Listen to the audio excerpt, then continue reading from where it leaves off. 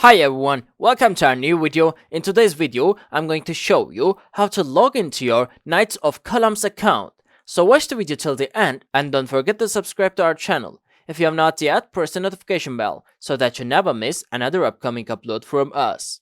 Actually, it's pretty easy to log into your Knights of Columns account. First of all, open up a web browser of your choice and type in www.kofc.org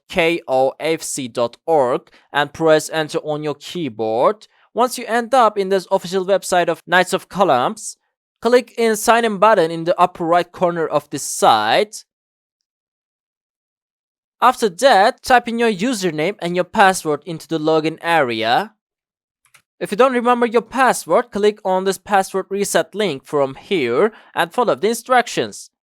After filling all of your details, click on this sign in button from here and that's it. That is how it can be easily done. I hope the tutorial was helpful to you. If it was, go ahead and give us a thumbs up. I'll soon be back with more videos like this. Thank you for watching.